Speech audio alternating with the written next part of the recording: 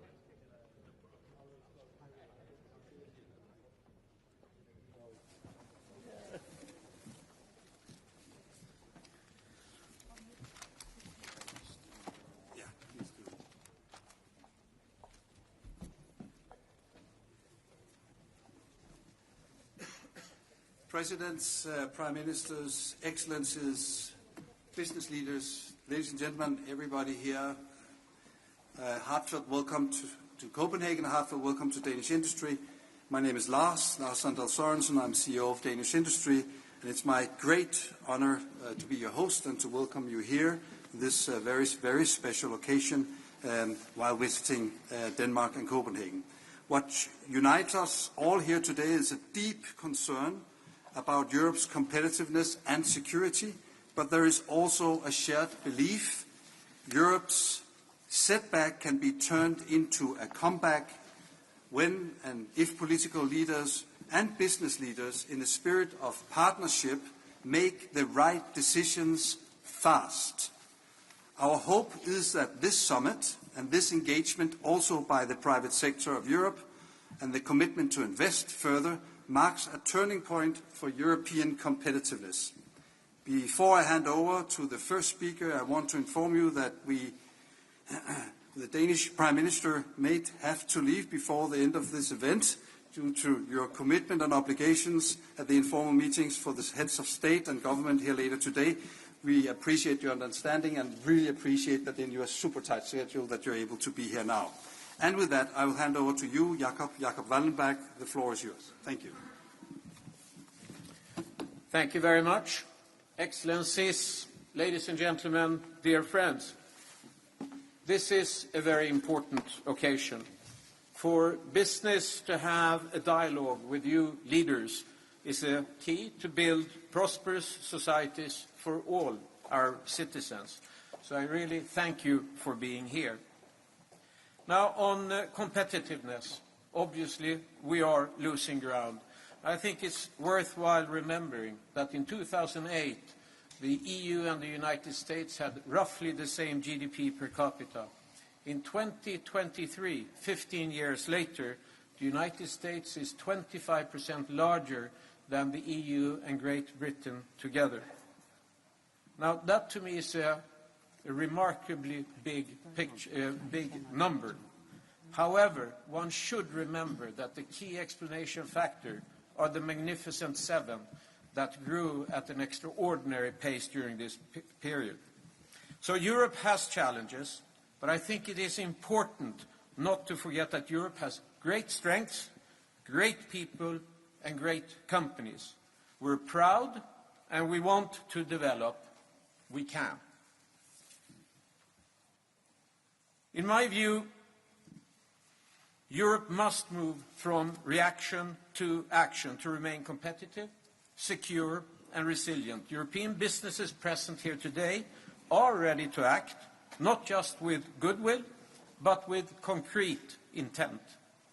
We stand ready to invest significantly more in Europe. On average, these companies stand ready to increase their investment levels in Europe by 50% towards 2030. If all large European companies match this level of investment increase, Europe would be on track to close most of the 800 billion annual investment gap outlined by Draghi. But this hand comes with a clear message. We are ready if you are. We need the enabling conditions to be in place. We are in a hurry, and we need that sense of urgency.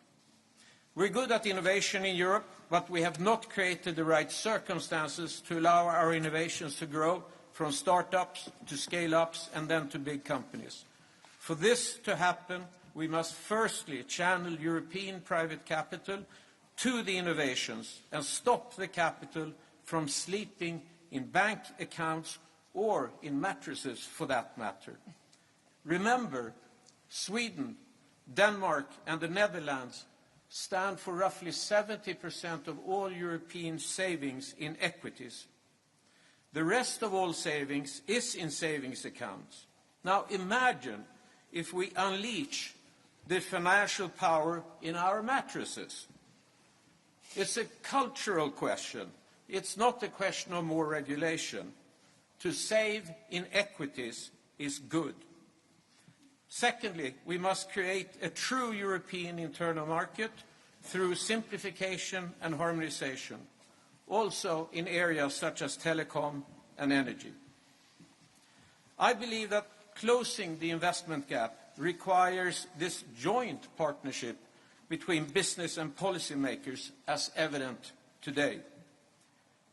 So, Excellencies, this hand is extended in trust.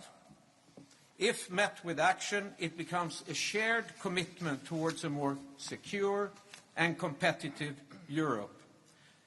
And with that, I would like to hand over the Copenhagen Pledge to the Prime Minister.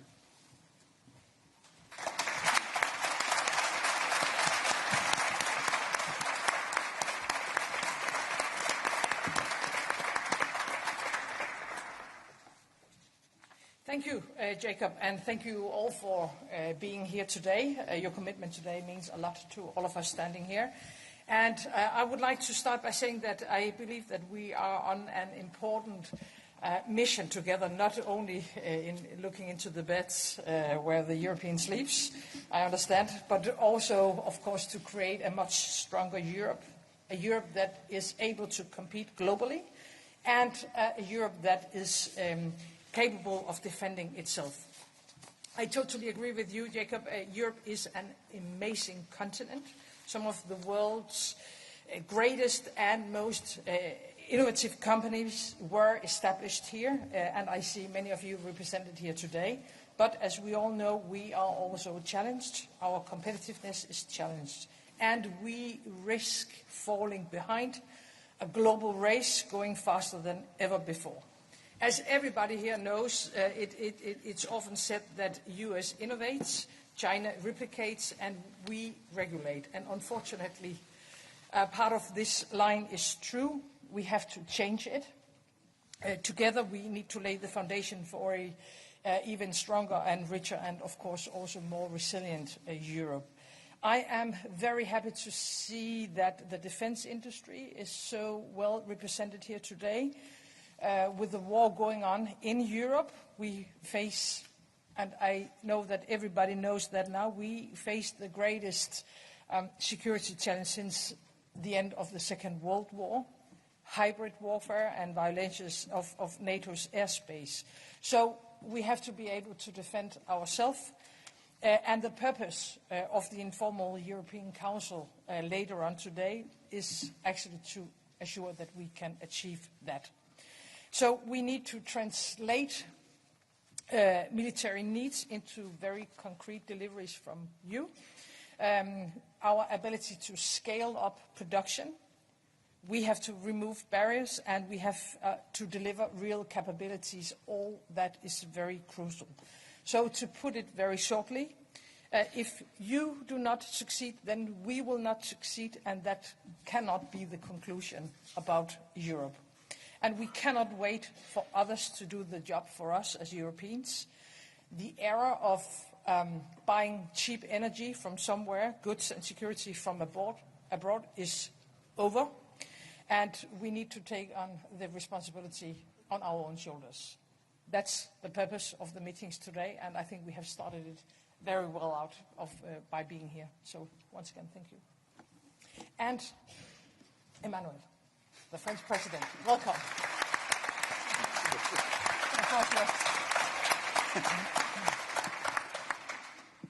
Thank you, Madame la Première Ministre. Thank you, Mette. Lars Jacob, thank you very much for your introduction and your first words, and thank you for this Copenhagen pledge.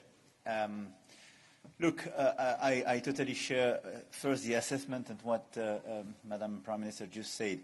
What is the roadmap for all of us? We want to be more competitive because this is the only way to have growth, to create jobs, to finance our social model and the future of young people. We want to be more sovereign because we experienced during the past few years the cost of dependencies, COVID time, war in Ukraine, instabilities of this world, and we want to meet with our commitments on climate change. We have to decarbonize. It's clear because it's as well about our future. In order to deal with that and with these three objectives, we have to innovate much more and we have to be much more efficient because I think the main figures was mentioned by Jacob about the big gap with the US. A third of this gap in terms of GDP per capita difference is due to the quantity of work, but two-thirds is due to the lack of innovation and efficiency of our own market. So we live in a world of uncertainties, and this is not the purpose today to revert on these uncertainties, tariffs and so on, but we put too many tariffs on our economies ourselves. So we know exactly what we have to do. It's well established in Letta report, Draghi report, and so on. So now the question is how to deliver. And this is the agenda we work on with the leaders and with the Commission. And it's a days and weeks issue. And I want to insist on that because for me, the end of this year is absolutely critical to deliver this agenda. First, this is simplification. I agree with you, it's not brand new. We don't speak about moonshots. But it's just to resynchronize our economies with the rest of the world in terms of sometimes timelines, regulation issue on trials and so on, but as well CSRD, CSDDD, simplification regarding the stock of the European legislation, etc., etc. It's super important. Second, the deepening of the single market. Everywhere we still have barriers, we kill the potential for all of you to have a domestic market of 450 million citizens. This is the biggest market, the biggest developed market with 23 million businesses and 450 million inhabitants. In a lot of sectors, we still have too many barriers, too many regulators and so on. So this is our agenda, and in this regard, the implementation of a 28th regime is clearly a very important move forward, and we back this approach. But telco and energy, as mentioned, are as well key focus to deliver that. Third, innovation. Quantum, AI, healthcare, defense, green tech, on these 5 sectors which are key to deliver our common agenda, we have to innovate much more. It's all about talents. We have the talents, we train them, we want to keep them. Scale. So on these key issues, this is where we have to focus clearly our energy to reduce the barriers. Speed. And everywhere we are lagging behind China and or US in terms of legal timelines, we will lose. And finance. This is why the 4th point is about capital market union. It's a very important point in this competitiveness and growth agenda. And today we have a strong alignment amongst all of us. So it's simplification of the current regulation, because you were right. 75% of the financing of the economies in Europe are financed through banks and insurance. And we put ourselves a regulation not to finance anything in equity through banks and insurance.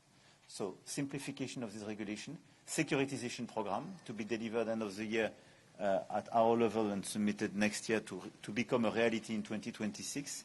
And obviously the capital market union itself, with the reform of the supervision and simplification of our procedures, and incentives to go to equity and innovation. We are the biggest place for savings, but a third of these savings just go to finance bonds and equity elsewhere, which is crazy. And the rest is largely over-financing our own bonds and not sufficiently our technologies. 5th, climate and energy. And this is the work we will finalize in the weeks to come to have enablers. But it's clear that if we want to deliver, and we are committed to this agenda, we have to work very hard, and I don't want to be too long, but we have a few moonshots on climate and energy and decarbonization in terms of financing and organization. And my last point is about European preference. It was till recently an awful word, totally impossible to be pronounced in a business meeting. But this is a necessity, because we are the unique crazy place where we don't protect our domestic players. In the US, you have a US agenda. In China, it's no more a Chinese preference. It's a Chinese exclusivity sometimes. In Europe, this is the only place where you can finance with the taxpayer money 100% non-European players. This is the only place where you put regulations on your players, but at the same time you negotiate the lifting of barriers with non-European players with a double standard. This is impossible just to pursue such an approach. And what we are doing on steel, for instance, is a very important point, because this is just protecting our players. It's not protectionism. This is part of this resynchronization. We have to accelerate, we have to innovate, we have to finance much more, we have to clearly be super innovative, but at the same time, if we want to remain sovereign, we have to protect the existing players when they suffer about the absence of level playing field. And what we started with the Chinese EVs, what we follow with the steel today is exactly what we have to do sector by sector, because this protection and this European preference are key elements of this competitiveness agenda. I don't want to be longer. I think the agenda is quite clear and the roadmap is quite consensual. And now the main issue for us is implementation and speed. And this is why we will focus in the weeks to come to deliver this agenda in order to put it in strong regulations at the European level, in order sometimes to deregulate, but to have clarification of that and make it real. I don't want to be longer.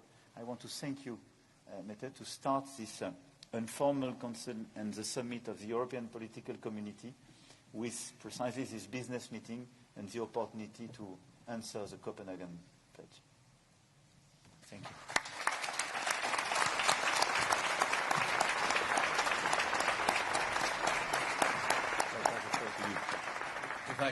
If I could leave the word Prime Minister Tusk. Thank you very much for your invitation. It was my almost obsession during our Polish presidency, what we are talking about here today. I mean, especially the regulation. I know you prefer the term simplification. I prefer the term deregulation, and I know why. Competitiveness is something that we have been talking about for the last 20 years, I think. But have we really implemented it? The single market is our most powerful instrument in favor of competitiveness. But when I again became Polish Prime Minister at the end of 2023, I found the same barriers, or even more barriers, to the single market as the ones that were there than 10 years before. The single market is not just a free trade area. It is a common good, so we need to have an honest diagnosis and act on the problems that we identify. I think that I can say that we in Poland have done our homework, and we have done the diagnosis work. And we didn't do it by ourselves, by the government alone. We have worked hand in hand with our businesses, our managers, business organizations, hand in hand with those who are the addressees of what we do. So, what is it about? First, as I said, the regulation. The EU has been legislating over the years, adding layer after layer. We in the EU have become a regulatory power, for sure, nationally and at EU level. This has to stop. Both the European Council and the Commission have understood it by now. The simplification omnibuses have been an absolute priority of the Polish presidency, same for the Danish presidency. Thanks to Mette and Ursula, who are bringing this project forward really forcefully. The delivery is painful, but I can assure you that none of us will give up, and we will deliver. For you, the European companies. In a world of geopolitical uncertainties, of new tariffs, of very brutal world competition, we truly need to make life of our companies easier. Second, ambitions matching reality. And our reality today and tomorrow, I think everybody here will agree, is security. And security means armaments. Armaments means steel. Steel means reindustrialization. We have to be self-sufficient. We cannot outsource our security. But because of our energy costs, the highest in the world, and of course our climate regulations, companies are leaving Europe. I don't want to spoil the good atmosphere here and the good mood, and I fully understand your argumentation, Emmanuel. And yes, we have to protect our companies, especially our steel companies in Europe, in Poland, everywhere. But the reality is very brutal. I remember my last discussion with the biggest producer of steel in the world, and very active in Poland also. And he was brutally clear with me. There is no chance to continue his work on our continent with our overregulation, high energy prices, and this is